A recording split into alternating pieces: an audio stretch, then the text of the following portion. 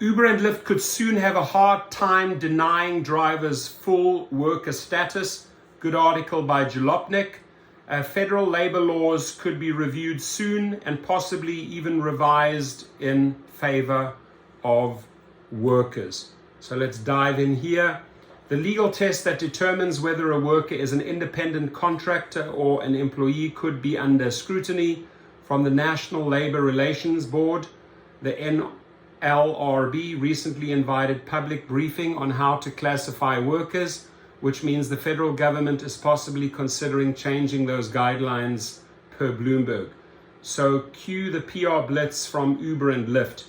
It's too early to tell right now, but this could be good for workers and bad for the tech companies, which refuse to acknowledge that the folks doing the work are, in fact, their workers and not just people who stumbled onto a delivery.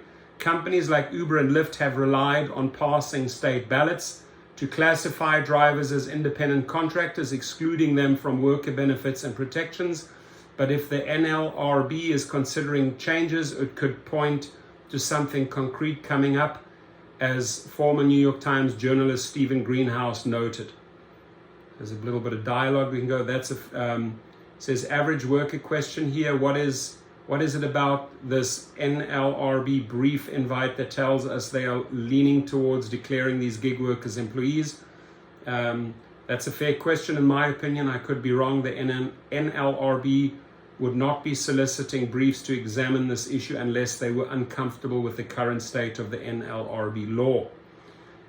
This shouldn't be a big surprise because the top labor lawyer at the NLRB, Jennifer Abruzzo, indicated that she planned to review guidelines set in place by her predecessor in 2019.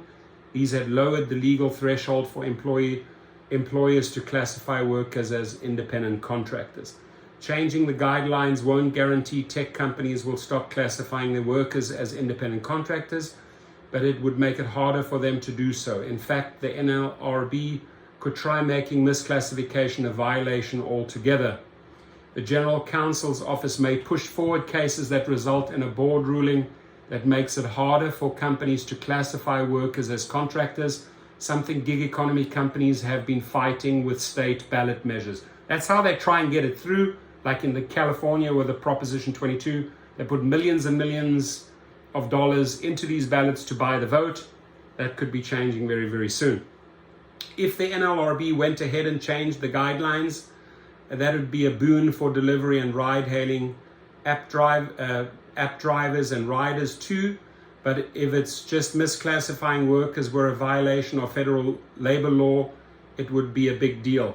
That wouldn't just grant workers their due benefits and protections as employees, but it would also make the tech companies liable for illegal business practices, finally. So we shall see how that plays out. We just got to keep the stories in the headlines. Make sure you share these stories all over social media, tweet them out, Facebook pages. Keep the pressure on, my friends, and your feedback is welcome. Have a good day and stay safe.